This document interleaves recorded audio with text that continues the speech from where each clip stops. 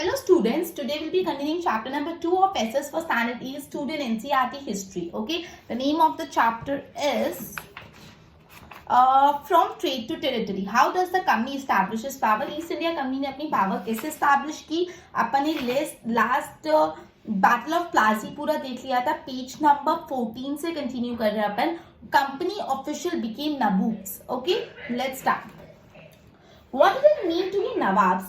It meant of course that the company acquire more power and authority. अपन ने ये पढ़ा कि जो ईस्ट इंडिया कंपनी है वो उन लोग ने पापेट रूलर अपॉइंट करके देखा, लेकिन पापेट रूलर भी इतने अच्छे से उनके अंडर काम नहीं कर रहे थे, तो कंपनी ने डिसाइड कर लिया कि वो खुद ही अब नवाब बनेंगे. तो नवाब बन गए मतलब क्या, उनको ऑब्वियसली ज्यादा पावर और ज्यादा अथॉरिटी मिल गई कंपनी को. But it also meant something else. Each company servant begin to have visions of living like nawab. हर कंपनी का जो सर्वेंट है, मतलब इन शॉर्ट हर ईस्ट इंडिया कंपनी का जो ऑफिशियल है, उनका एक ऐसा सपना हो गया कि उनको नवाब जैसे जीना है. Right? After the battle of Plassey, the actual nawab of Bengal were forced to give land and vast sum of money as personal gift to company official. मतलब बैटल ऑफ प्लासी के बाद एक्चुअली क्या हुआ था, जो नवाब, जो बंगाल के नवाब थे, उनको बोला था कि आप कंपनी के ऑफिशियल को बहुत ज्यादा लैंड दो, मनी दो, बहुत ज्यादा पर्सनल गिफ्ट दो. Robert Clive himself amassed a fortune in India. He had to come to Madras from England in the year 1743 at the age of 18. When in 1766-67 he left India, his Indian fortune was worth rupees $401,102, मतलब 4,01,102. तो basically बोला है कि जब 1743 में at the age of 18, जब वो 18 साल के थे, तब रॉबर्ट क्लाइव आए थे. जब वो लोग गए 1767 में, तो उनके पास उनका कितना पैसा था, $4,01,102. इतना सारा उन्होंने इंडिया से लिया था. Interestingly, when he was appointed the governor general of Bengal in the year 1764, he was asked to remove corruption in company administration, but he himself cross-examined in 1772 by the British Parliament, which was suspicious of his vast wealth.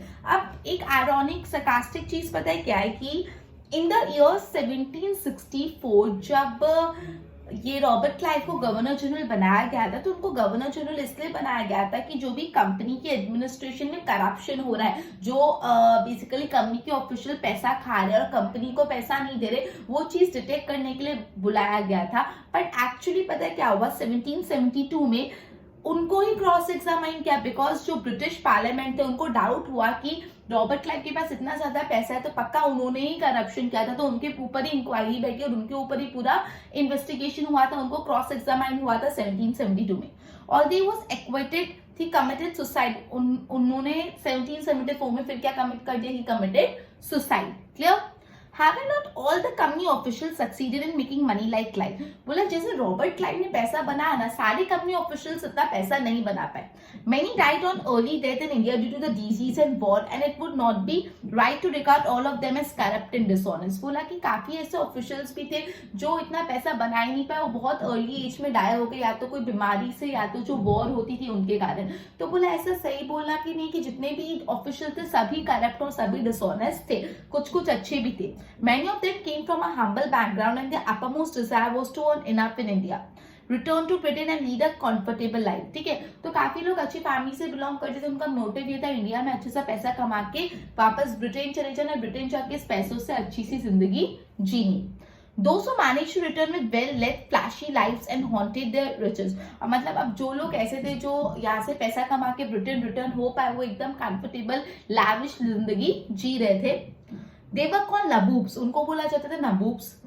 An anglicized version of Indian word Nawab. मतलब basically Naboobs क्यों बोला जाता था, because जो नवाब word है Indian word, उसको थोड़ा modify करके Naboobs बना दिया. ठीक है? They were often seen as upstarts and social climbers in British society. इन लोगों को ब्रिटिश सोसाइटी में बहुत ऊंचा दर्जा दिया जाता था Naboobs को, and were ridiculed or made fun of plays and cartoons. Okay. तो ये पूरा नबूब्स का कंसेप्ट अपन ने पढ़ा कि नबूब्स कौन थे। अपन ने पढ़ा रॉबर्ट क्लाइव के साथ क्या हुआ, वो जब गए उनके पास इतना ज्यादा पैसा था जो उनको अपॉइंट किया था करप्शन पे कंट्रोल करने के लिए, बट एक्चुअली वही एकदम करप्टेड थे, उन पे इंक्वायरी बैठी थी और उन्होंने सुसाइड कमिट कर लिया था। फिर अपन ने बोला कि सारे कंपनी ऑफिशियल पैसा नहीं कमा पाए, कुछ कुछ कंपनी ऑफिशियल्स वॉर में इंडिया में मर गए या तो कुछ बीमारी में मर गए, वापस ब्रिटेन रिटर्न ही नहीं कर पाए, ठीक है। और जो ब्रिटेन रिटर्न कर पाए अच्छी खासी वेल्थ के साथ, उनको क्या बोला जाता था, नबूब्स बोला जाता था। क्लियर। अब company rule expand, let's go for that topic. If you analyse the process of annexation of Indian state by the East India Company from the year 1757 to 1857, certain key aspects emerge. Company rarely launched a direct military attack on an unknown territory. Instead, it used a variety of political, economic, and diplomatic methods to extend its influence before annexing an Indian kingdom. तो बोला अपन observe करेंगे तो इससे ये पता चलेगा कि जो ब्रिटिशर्स ने ना कभी भी डायरेक्टली मिलिट्री अटैक करके कोई टेरिटरी को अक्वायर नहीं कर लिया, बल्कि वो क्या करते थे, कोई भी टेरिटरी को अक्वायर करने के लिए सोशल, पॉलिटिकल और ऐसे डिप्लोमेटिक मेथड यूज करते थे, जिससे खुद ही वो टेरिटरी उनके कंट्रोल में आ जाए, उनको डायरेक्ट मिलिट्री अटैक करना नहीं पड़े। वो लोगों के दिमाग से खेलते थे, बहुत पॉलिटिकल, इकोनॉमिक, सोशल मेथड्स वो अप्लाई करते थे। After the Battle of Buxar, the company appointed resident in Indian state. They were political or commercial agents and their job was to serve and further the interest of company. तो basically Battle of Buxar के बाद company ने residents appoint कर लिया Indian state, हर Indian state में एक Indian appoint कर लिया जो उनको सारा उनका खबरी बन जाएगा, सारी इंफॉर्मेशन देगा। दे वो पॉलिटिकल और कमर्शियल एजेंट, वो कौन थे, पॉलिटिकल या कमर्शियल एजेंट, और उनका काम क्या था, to serve the further interest of company, मतलब कंपनी की भलाई के लिए काम करना।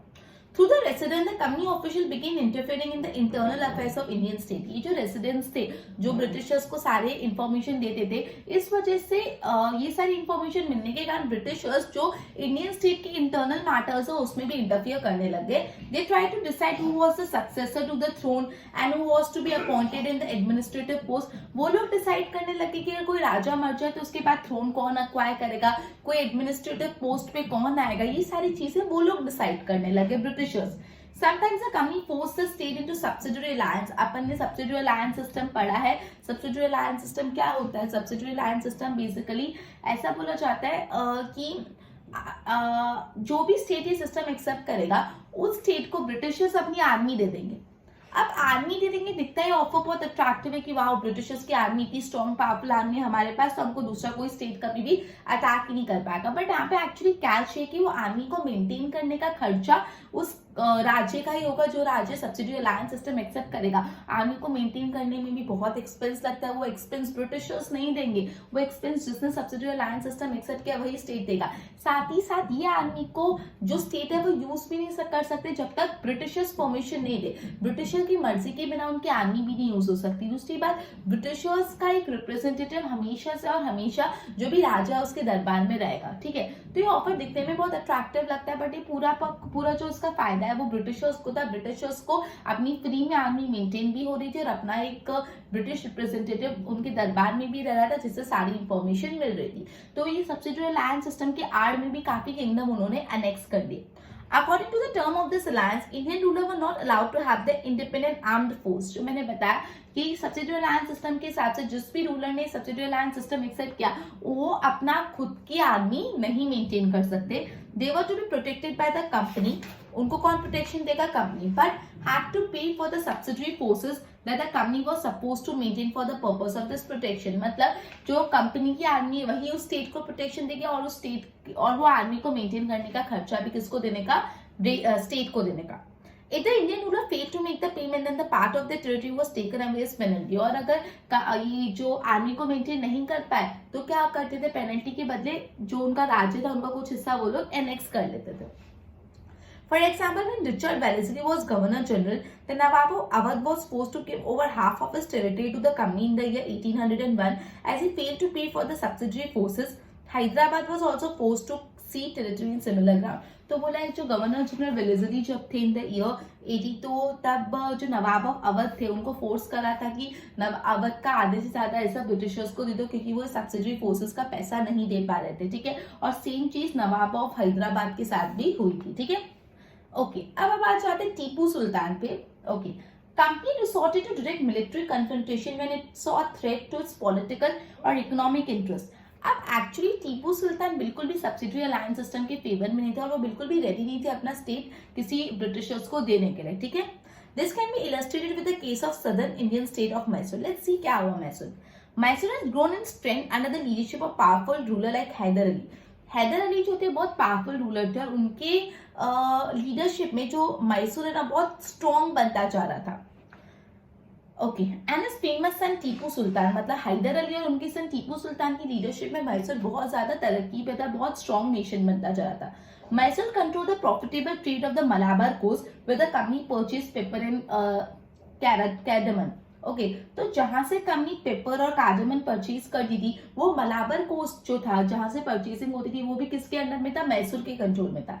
In the year 1780, Tipu Sultan stopped the export of sandalwood, pepper, cardamom through the ports of his kingdom. अब क्या हुआ 1785 में टीपू सुल्तान ने बोला कि जो हमारा मलाबार पोर्ट है वहां से पेपर, सैंडलवुड, कार्डमम ये सब एक्सपोर्ट नहीं होगा। And this allowed local merchant from trading with the company. बोला कि जो यहाँ पे मैसूर के ट्रेडर्स है वो कंपनी के साथ धंधा भी नहीं करेंगे, कंपनी के साथ बिजनेस करेंगे भी नहीं। He also established a close relationship with the French in India and modernized his army with their help. और साथ ही साथ उन्होंने क्या किया, ब्रिटिशर्स को तो नीचे गिराया, फ्रेंच को ऊपर उठा दिया। उन्होंने फ्रेंच के साथ बहुत अच्छे रिलेशनशिप एस्टैब्लिश करे और फ्रेंच की मदद से खुद की आर्मी को भी बहुत ज्यादा स्ट्रॉन्ग कर दिया, right. British were furious, Britishers को बहुत गुस्सा है क्योंकि एक साइड से तो वो उनको मलाबार कोर्ट से एक्सपोर्ट नहीं करने दे रहे, दूसरा वो उनके जो लोकल मर्चेंट्स है उनको कंपनी के साथ कुछ बिजनेस नहीं करने दे रहे, तीसरा वो फ्रेंच के साथ अच्छे रिलेशन मेंटेन कर रहे और फ्रेंच की मदद से अपनी आर्मी डेवलप करे। इन सारे वजह से इंग्लिश जो थे ब्रिटिशर्स बहुत गुस्से हो गए। And they saw Hyder and Tipu an ambitious, arrogant and dangerous ruler. उनको पता है जो हैदर अली और टीपू सुल्तान बहुत एम्बिशियस है, बहुत एरोगेंट है और बहुत डेंजरस रूलर है, इनके लिए बहुत नुकसान साबित कर सकते हैं। Who had to be control and crush. उन हैदर अली और टीपू सुल्तान को कंट्रोल करके उनको क्रश करना बहुत ही ज्यादा जरूरी था। 4 war were fought with Mysore. Mysore के साथ 4 ब्रिटिशर्स ने लड़ाइयां लड़ी इन द ईयर 1767 से 69, फिर इन द ईयर 1780 से 84, फिर इन द ईयर 1790 टू 92, फिर in the year 1799। Only the last the battle of Seringapatam did the company ultimately won a victory। जो लास्ट लड़ाई थी जो battle of Seringapatam, okay, so Tipu Sultan was killed defending his capital Seringapatam. मतलब टीपू सुल्तान अपनी कैपिटल को बचाते बचाते उनकी मौत हो गई, वो डाय हो गए। And Mysore was placed under the former rule dynasty of Wodeyars and subsidy alliance was imposed on the state. और कंपलसरी उस पे ब्रिटिशर्स ने सब्सिडी अलायंस सिस्टम इम्पोज कर दिया। तो इस तरह से जो मैसूर था वो सब्सिडी अलायंस सिस्टम में ब्रिटिशर्स के कंट्रोल में आ गया। टीपू सुल्तान हैदर अली बिल्कुल भी रेडी नहीं था अपना एम्पायर देने के लिए। उन्होंने 4 बैटल्स लड़ी लेकिन अल्टीमेटली जो लास्ट और 4th बैटल थी उसमें ब्रिटिशर्स जीत गए और टीपू सुल्तान की डेथ हो गई और जो उनका किंगडम है मैसूर पूरा का पूरा चले गया ब्रिटिशर्स के पास under subsidy alliance system, right. Okay, war with Marathas. अब मराठास के साथ क्या हुआ वो देखते हैं। From the late 18th century the company also sought to curb and eventually destroy Maratha power. Company ये चाहती थी कैसे भी करके जो मराठा पावर है उसको कर्ब करना, रोकना और पूरे मराठा पावर को डिस्ट्रॉय करना चाहा। With the defeat in the third battle of Panipat in 1761 the Maratha dream of ruling from Delhi was shattered। मतलब बेसिकली जो थर्ड बैटल ऑफ पानीपत थी इन द ईयर 1761 वो थर्ड बैटल ऑफ पानीपत में मराठा हार गया और जो मराठा का सपना था दिल्ली से रूल करने का वो सपना उनका पूरा का पूरा चूर हो गया, शैटर्ड हो गया। They were divided into many states under different sardars belonging to dynasties such as Scindia, Holkar, Gaikwad, Bhonsle। मतलब बोला है कि पूरा का पूरा जो मराठा पहले एकजुट था वो अलग अलग पार्ट्स में डिवाइड हो गया और मतलब अलग अलग डायनेस्टीज बन गई, जैसे सिंधिया डायनेस्टी, होलकर्स, गायकवाड्स, अलग अलग डायनेस्टीज बन गई। These chiefs were held together in the confederacy under a Peshwa.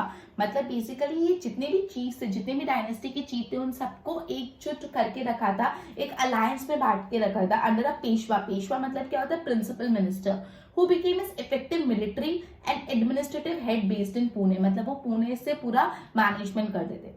Mahaji Scindia and Nana Phadnavis were two famous Maratha soldiers and statesmen of the late 18th century। मतलब 18th century के जो 2 बहुत बड़े फेमस एडमिनिस्ट्रेटिव रूलर्स थे, आई मीन जो 2 famous Maratha ruler थे वो थे महाजी सिंधिया और नाना फडणवीस, ठीक है। The Maratha was subdued in the series of war, फिर बहुत सारी वॉर्स हुई और मराठा को सबड्यू कर लिया. In the first war that ended in the year 1782 with the treaty of Salbai there was no clear victor. The second Anglo-Maratha war was fought on different front, resulting the Britishers gaining Orissa. जो second Maratha war हुआ था वो अलग अलग जगह से war हो रही जा रही थी, इस वजह से ब्रिटिशर्स को ओडिशा मिल गया and the territory north of the Yamuna river including Agra, Delhi, ये सब मिल गया. फाइनली जो थर्ड एंग्लो मराठा वॉर हुई थी इन द ईयर 1817 और 1819, उस वॉर में क्रश्ड मराठा पावर, पूरी मराठा पावर को क्रश कर लिया and the Peshwa was remove and sent away to Bithoor near Kanpur with a pension. मतलब बेसिकली जो पेशवा थे, जो मेन प्रिंसिपल मिनिस्टर थे, जो सब मैनेज करते थे पुणे से, उनको भी वहां से निकाल दिया गया और वहां उनको कानपुर भेज दिया. Company now had complete control over the territory south of Vindhyas. अब कंपनी के पास पूरा का पूरा मराठा रीजन पे भी कंट्रोल आ गया. तो इस तरह से मराठा को भी कंपनी ने अपने अंडर एक्वायर कर लिया. The claim of paramountcy. Paramountcy मतलब सुप्रीमेसी, कोई चीज एकदम सुप्रीम होना. It is clear from the about that the early 19th century the company pursued an aggressive policy of territorial expansion. मतलब कंपनी, ये सारी बातें से हमको क्लियर हो गया, कंपनी की एक ही पॉलिसी थी, हमको कैसे भी करके टेरिटरी अपने अंडर ले ली, टेरिटरी को एक्सपांड करना है. Under lord Hastings new policy of paramountcy was initiate. एक नई पॉलिसी ऑफ पैरामाउंटेंसी इनिशिएट हुआ था लॉर्ड हेस्टिंग, वॉरेन हेस्टिंग के गवर्नर जनरलशिप में. ठीक है. Now the company claim that is authority was paramount और सुप्रीम. अब जो ब्रिटिशर्स बोलते थे, कंपनी बोलती थी कि जो उनकी अथॉरिटी, वो जो बोलते वो एकदम पैरामाउंट है. पैरामाउंट मतलब सबसे ऊंची, सबसे सुप्रीम, उसको कोई क्वेश्चन नहीं कर सकता. Hence this power was greater than the Indian state. मतलब इंडिया की जितनी भी स्टेट है उन सबसे भी ऊंचे कौन है? कंपनी है. In order to protect its interest, it was justified in annexing or threatening to annex any Indian kingdom. मतलब वो बेसिकली अपनी बात को प्रूव करने के लिए, जस्टिफाई करने के लिए कोई भी इंडियन किंगडम को या एनेक्स कर देते थे, उनको डराते थे, धमकाते थे कि हम तुमको एनेक्स कर लेंगे. This view continue to guide later British policy as well. This process, however, did not go unchallenged. For example, when the British tried to annex the small state of Kittur, जो आज कर्नाटका में है, रानी चन्नामना took to arms and led an anti-British resistance movement. अब बोला ऐसा भी नहीं हुआ कि ब्रिटिशर्स की ये जो पॉलिसी है उसको किसी ने चैलेंज नहीं किया. जो ब्रिटिशर्स ने कितूर करके एक जगह, छोटा सा स्टेट है जो प्रेजेंट डे कर्नाटका में है, उसको जब अक्वायर करने की कोशिश की तो वहां की जो रानी थी, रानी चन्नामना, took his arms, उन्होंने हथियार उठाए and led an anti-British resistance movement. उन्होंने ब्रिटिशर्स को रेजिस्ट करने का मूवमेंट चालू करा. She was arrested, फिर उनको अरेस्ट कर दिया गया रानी को 1824 में and died in prison in the 1829. और 5 साल के बाद वो वहां पे जेल में ही मर गए. But Rayanna, a poor chowkidar of Sangolli in Kittur, carried out this resistance. Rani ji को प्रिजन होकर वहां पे वो मर गए, लेकिन जो रयाना था, रयाना कौन थे? एक कितौर का संगोली जगह है, वहां के चौकीदार थे. उन्होंने ये रेजिस्टेंस को चालू रखा. With popular support he destroy many British camp, बहुत सारे ब्रिटिश कैंप को डिस्ट्रॉय कर लिया. He was caught and hang, और ब्रिटिशर्स ने उनको भी पकड़ लिया और उनको ब्रिटिशर्स ने 1830 में फांसी सुना दी, फांसी की सजा दे दी. You will read more about several cases of resistance later in the book. बोला कि और भी बहुत सारे रेजिस्टेंस के केसेस है जो आप आगे पढ़ोगे.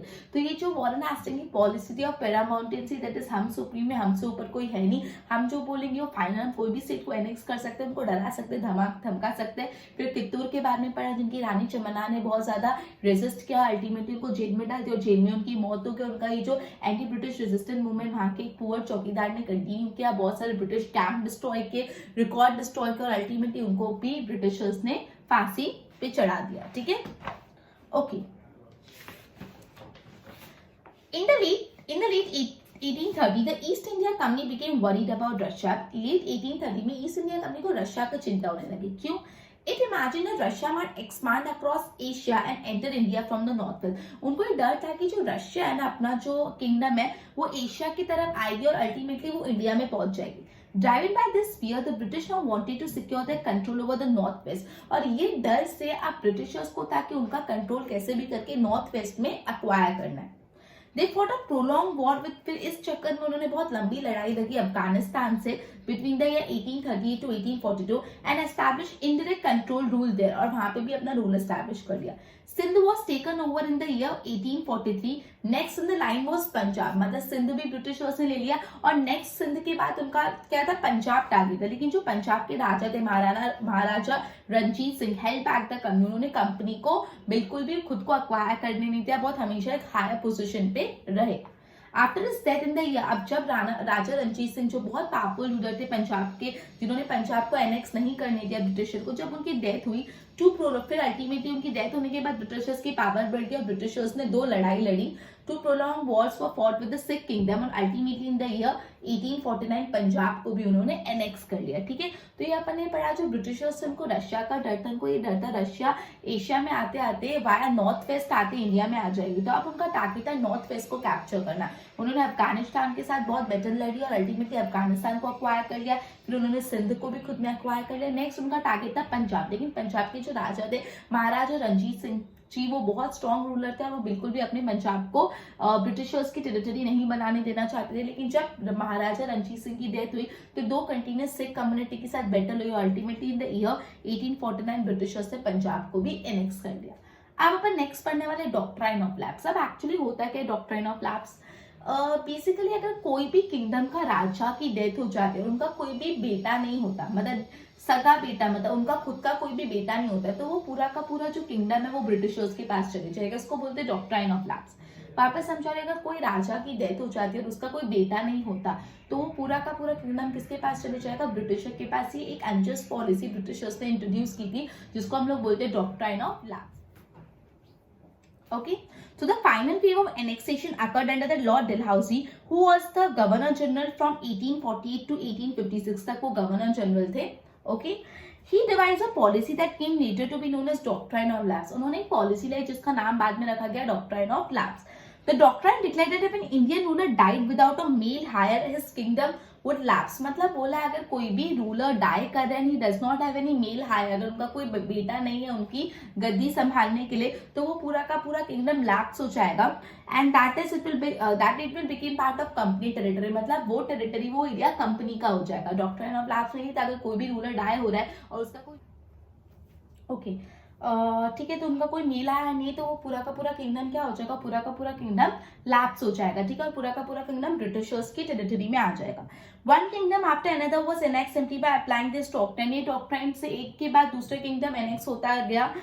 सतारा, संभालपुर, उदयपुर, नागपुर, झांसी, ये सारे के सारे किंगडम ब्रिटिशर्स के हाथों में चले गए under the policy of doctrine of lapse, क्योंकि उनके जो राजा थे उनकी डेथ हुई कि उनका कोई भी लीगल हायर नहीं था. Finally, in the year 1856, the company also took over Awadh. This time, Britishers in added argument. They said they were obliged by duty to take over Awadh in order to free the people from mismanagement of Nawab. फिर उन्होंने ना इन the year 1856 Awadh भी acquire कर लो. Awadh acquire करने का एक नया ही वो बहाना लाया. उन्होंने बोला कि यहाँ पे बहुत मिसमैनेजमेंट और मिसमैनेजमेंट होने के कारण जहाँ की प्रजा को बहुत तकलीफ हो रही है, इसलिए भी ऑब्लाइज बाय ड्यूटी, हमारी ड्यूटी बनती है कि हमको इनको अवध को अक्वायर करना पड़ेगा. मतलब अवध को उन्होंने अक्वायर किया on the pretext of mismanagement by nawab, की नवाब बहुत मिसमैनेजमेंट कर रहे हैं, इसलिए अवध को भी अक्वायर करना पड़ेगा. Encouraged by the humiliation way in which Nawab was deposed, the people of Awadh joined the great revolt that broke. और ये चीज से जो नवाब थे अवध के, उनको बहुत ज्यादा ह्यूमिलिएशन इंसल्ट फेस करना पड़ा और इस वजह से जो वहां की प्रजा थी उन्होंने वो भी बहुत गुस्से होगी और जो रिवॉल्ट हुआ था इन ये 1857 उसको ज्वाइन करा. ठीक है, तो डॉक्ट्राइन ऑफ लैप्स के साथ डॉक्ट्राइन ऑफ लैप्स में अपन ने पढ़ा अगर कोई भी राजा की डेथ हो गया, उनका कोई मेल हायर नहीं है, तो क्या होगा, तो वो जो किंगडम होगा वो ब्रिटिशर्स के पास चले जाएगा और वो पूरा किंगडम लैप्स हो जाएगा. ठीक है, और ये कंटेक्स्ट में झांसी, देन नागपुर, सतारा, संभालपुर, उदयपुर भी उन्होंने अक्वायर कर दिया. और अवध के साथ क्या हुआ इन द ईयर 1856, बोला कि हमको अवध को अक्वायर करना पड़ेगा बिकॉज यहाँ के जो नवाब है बहुत ज्यादा मिसमैनेजमेंट कर रहे हैं. On the pretext of mismanagement उन्होंने अवध को भी अक्वायर कर लिया. ठीक है, और इस चीज से अवध के लोग बहुत गुस्सा है, उन्होंने 1857 रिवॉल्ट ज्वाइन किया. क्लियर? ओके, तो आगे setting up of new administration. Okay, तो नेक्स्ट सेशन में अपन चैप्टर को पूरा कंप्लीट कर लेंगे. Till then good bye.